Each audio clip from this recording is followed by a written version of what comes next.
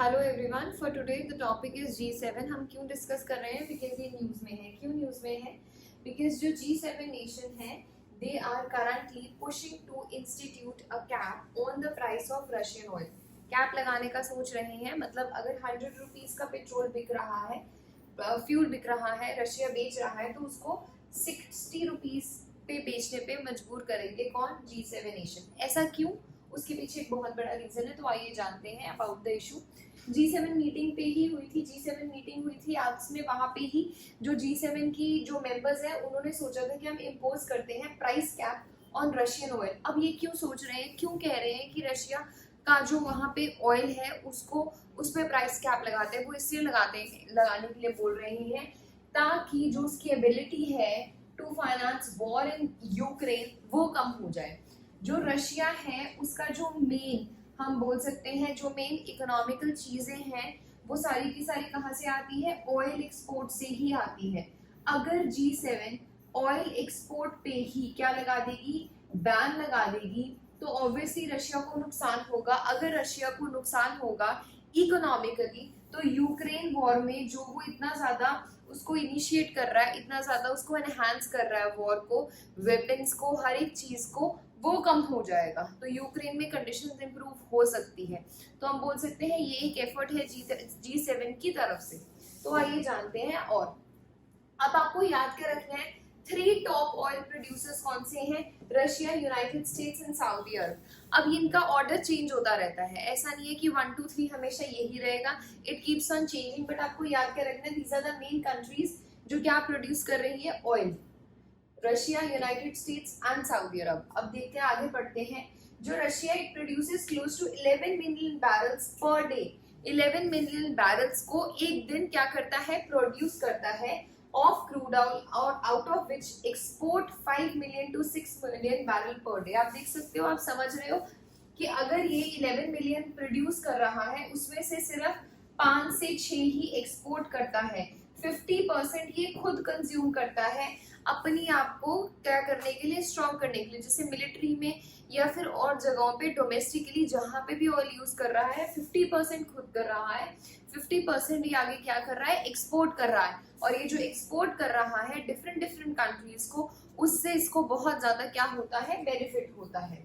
Half of this output is used for internal demand. जैसे कि 50% मैंने बताया डोमेस्टिकली यूज हो रहा है, which presumably has increased due to higher military fuel requirement। अब जैसे मिलिट्री की बहुत ज्यादा जरूरत पड़ रही है because of the Ukraine war, तो वहां पे मिलिट्री रिक्वायरमेंट में फ्यूल बहुत ज्यादा यूज हो रहा है, तो ये 50% से भी इंक्रीज हो रहा है।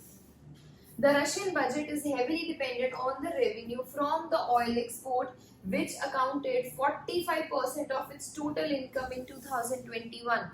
इतना ज्यादा जो एक्सपोर्ट करने से ऑयल को, इनको इतना ज्यादा रेवेन्यू जनरेट होता है। तो इस वजह से रशिया और ऑयल और उसका एक्सपोर्ट करना कितना ज्यादा जरूरी है to keep the economical condition of Russia at a good pace. तो आइए जानते हैं। और इसी ये जो इकोनॉमिकल कंडीशन, या फिर हम बोल सकते हैं जो इतना ज्यादा एक्सपेंडिचर बना पा रहा है, रेवेन्यू बना पा रहा है रशिया, उसी पे G7 बैन लगाना चाहता है। और उसका एक रीजन क्या है? यूक्रेन वॉर, ताकि वहां पे जो सिचुएशन है वो क्या हो सके? ठीक हो सके। अगर हम बात करें जो लोग बायर्स हैं, रशिया जिनको क्या करता है? फ्यूल को बेचता है। बायर्स कौन कौन से हैं? तो उसके जो बायर्स हैं वो ही G7 के साथ एसोसिएटेड है। सबसे मेजर बायर जो रशिया से जो ये फ्यूल खरीद रहा है वो है यूरोप। यूरोप का 1/3 ऑफ टोटल ऑयल एक्सपोर्ट कहाँ से आ रहा है? रशिया से ही आ रहा है। उसके अलावा नॉर्थ अमेरिका। अब देखो, अमेरिका खुद भी बनाता है ना, खुद भी प्रोड्यूस करता है ऑयल, बट वो जो प्रोड्यूस करता है वो सारा का सारा डोमेस्टिकली यूज हो जाता है उसका। वो और किसी चीज में उसको क्या नहीं कर सकता? यूज नहीं कर सकता। तो वो 10% लेता था रशिया से, बट अब बैन लगा दिया है तो अब ये 10% भी नहीं ले रहा। तो याद रखना है, नॉर्थ अमेरिका भी लेता था 10% रशिया से, बट अब उसने बैन इंस्टीट्यूट कर दिया है बिकॉज द नॉर्थ अमेरिका, और अमेरिका भी किसका मेंबर है? G7 का, तो बैन इंस्टीट्यूट कर दिया है। तो इस वजह से ये 10% भी क्या हो गया उसका? कैंसिल। एशियन कंट्रीज भी बहुत सारी हैं जो किससे क्या लेती हैं? जो रशिया से ऑयल को खरीदती है। उसके अलावा चाइना, रशिया का बहुत अच्छा दोस्त, imports 1.6 million barrels per day, तो ये भी बहुत ज्यादा इंपॉर्टेंट है। चाइना भी इतना इंपोर्ट कर रहा है। तो ये सारे क्या है, ये सारे लोग हैं, कस्टमर्स हैं, जो लोग क्या कर रहे हैं, रशिया से ऑयल को ले रहे हैं। अब ये क्या कर रहे हैं, बैन लगाने की सोच रहे हैं। नॉर्थ अमेरिका ने तो लगा दिया है बैन, और जो कंट्रीज हैं फ्रॉम द, हम बोल सकते हैं G7 मेंबर्स, वो भी क्या लगाएंगी, बैन लगाएगी। सबसे पहली कंट्री जिसने बैन लगाया था दैट वाज कनाडा। कनाडा ने बैन लगाया था मार्च 2022 में फर्स्ट टाइम। उसके बाद यूएसए ने लगाया। यूरोप भी अब सोच रहा है कि उसको बैन लगा देना चाहिए, दो इट्स नॉट द मेंबर, ये मेंबर नहीं है, it is not having the membership of G7, but फिर भी with the influence of the friendly Nations जो इनके साथ एसोसिएटेड है, तो ये भी बैन लगा दे। ये जो इंस्टीट्यूट करा जा रहा है प्राइस कैप, क्या इसके ऊपर कोई नुकसान होगा इंडिया का कि नहीं होगा? तो हम जानते हैं कि इंडिया के ऊपर इस चीज का कोई इम्पैक्ट होगा कि नहीं। जो इंडिया है उसके जो रिलेशंस है रशिया के साथ, वो नो डाउट बहुत अच्छे हैं, बट ये जो प्राइसेस की वजह से, कैप लगाने की वजह से जो प्राइस में डिक्लाइन आया है, उससे इंडिया को बहुत ज्यादा फायदा है। क्योंकि इंडिया कहाँ से कितना लेता था ऑयल, 0.2% लेता था, वो भी ईरान से लेता था या सऊदी अरब से लेता था। इंडिया इन्हीं दो कंट्री से लेता था। बट जब से ये प्राइस में डिक्लाइन आया है फ्रॉम दिस कंप्लीट इशू, उस टाइम से जो इंडिया है वो कम से कम 10% ऑयल ले चुका है रशिया से। तो आपको ये चीज याद रखनी है कि जो इंडिया है वो भी प्रेजेंटली बैठा हुआ है, वो देख रहा है कहाँ पे उसको नुकसान है, कहाँ पे फायदा। अभी तक उसके कहाँ से थे बायर, कौन से थे, या तो ईरान से लेता था या फिर सऊदी अरब से लेता था। बट जब से ये प्राइस डिक्लाइन आया है ऑयल एक्सपोर्ट्स में, तब से जो इंडिया है उसने 10% कम से कम ऑयल खरीद लिया है, जिसमें बहुत ज्यादा कंट्रीब्यूशन है प्राइवेट जो इंडस्ट्रीज है उनका, जैसे कि रिलायंस, इन्होंने बहुत ज्यादा जो बैरल्स हैं वो खरीदे हैं क्रूड ऑयल के। इंडिया के साथ साथ जो हमारे पास चाइना है उसका भी बहुत ज्यादा फायदा हो रहा है, वो भी प्राइस का गिरने से बहुत ज्यादा ऑयल खरीद रहे हैं। तो पढ़ते हैं, Indian refiners have taken advantage of the price decline in Russia crude oil and purchased crude at discount. जैसे कि मैंने आपको बताया, a price cap may be incredibly profitable for China and India business and good for combating inflation। यही मैंने बताया, जो ये महंगाई हो रही है उस महंगाई को कम करने के लिए ये वाली जो मूव है इंडिया के लिए तो अच्छी रही है। आगे चलते हैं। अगर हम G7 की बात करें तो G7 क्या है? G7 मतलब इसमें 7 कंट्रीज है। ये एक इनफॉर्मल ब्लॉक है, याद रखना है, ये एक इनफॉर्मल ब्लॉक है इंडस्ट्रियलाइज्ड डेमोक्रेसीज का। अब इसमें लोग कौन कौन से हैं? United states, Canada, France, Germany, Italy, Japan, United kingdom. तो ये याद रखना है, ये 7 लोग हैं जो G7 का पार्ट बनाते हैं। G20 क्या है? G20 में ये G7 वाले सारे होते हैं। जो G7 वाली नेशंस है, आप देख रहे हो यहाँ पे, ये G7 वाले नेशंस है, ये G7 वाले नेशंस G20 का भी पार्ट है। तो G7 छोटा सेगमेंट है, उसी का बड़ा वाला सेगमेंट है G20। G20 का पार्ट इंडिया भी है। तो याद रखना है, all the members are also G20 members. The European Union is collectively a member of G20। तो आपने ये चीज याद रखनी है, G7 छोटा है, वो सारे मेंबर्स G20 का भी पार्ट बना रहे हैं। अगर हम और जानते हैं G7 के बारे में, तो G7 क्या है? एक इंटर गवर्नमेंटल ऑर्गेनाइजेशन है that was formed in 1975। एक इंटर गवर्नमेंटल ऑर्गेनाइजेशन है, कब बनी थी? 1975 में बनी थी। The block meets annually, हर साल मिलता है। Every year in this block, this meeting is held to discuss issues on the common interest like global economic governance, international security and energy policy। तो ये टॉपिक्स है जिसमें जो G7 मिलता है और बातचीत करता है। The G7 countries are UK, ये आपने याद रखना है, ये इंपॉर्टेंट है।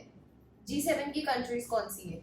सबसे पहली होगी UK, फिर हो गया Canada, then it's France, then it's Germany, then it's Italy, फिर उसके बाद जापान एंड फिर है यूएस। तो ये सारे क्या हैं? ये सारे G7 के मेंबर्स हैं।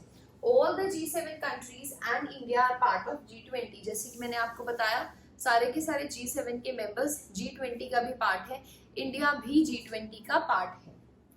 G7 does not have a formal charter or secretariat। इसका मतलब क्या है कि इसका कोई एक जगह पे सेक्रेटरीट नहीं है, कोई ऑफिशियल ऑफिस नहीं है जहां पे मीटिंग डिसाइड होती है होने का हर साल। वहीं पे सब लोग मिलते हैं। It is not having a permanent place कि जहाँ पे हम बोल दे कि अच्छा ये G7 का हेडक्वार्टर्स है, ऐसा कुछ नहीं है। जहाँ पे मीटिंग होगी वहां पे सारे लोग आके मिलेंगे, right. The presidency, which rotates among the member countries each year, is in charge of setting the agenda. तो आपको ये चीज क्या रखनी है, याद रखनी है G7 के बारे में। अगर हम यूरोपियन यूनियन की बात करें तो यूरोपियन यूनियन पार्टिसिपेट कर रहा है G7 की मीटिंग में सिंस 1981। पार्ट नहीं है वो G7 का, उसको नॉन एन्यूमरेटेड मेंबर का टैग दिया गया है, बट इट इज अलाउड, मतलब यूरोपियन यूनियन को अलाउड है कि वो वहां पे जाके मीटिंग्स में बैठे, मीटिंग्स को सुने, उसमें बैठ के डिस्कशंस में पार्टिसिपेट कर सकता है, but it is not the official member. ये G7 कंट्रीज के ऊपर होता है उनको किनको इनवाइट करना है, किनको नहीं करना है। जैसे कि इस बार India was also invited, Narendra Modi ji भी गए थे। तो it is up to the G7 nations, but जो यूरोपियन यूनियन है उसको नॉन एन्यूमरेटेड का टैग दिया गया है।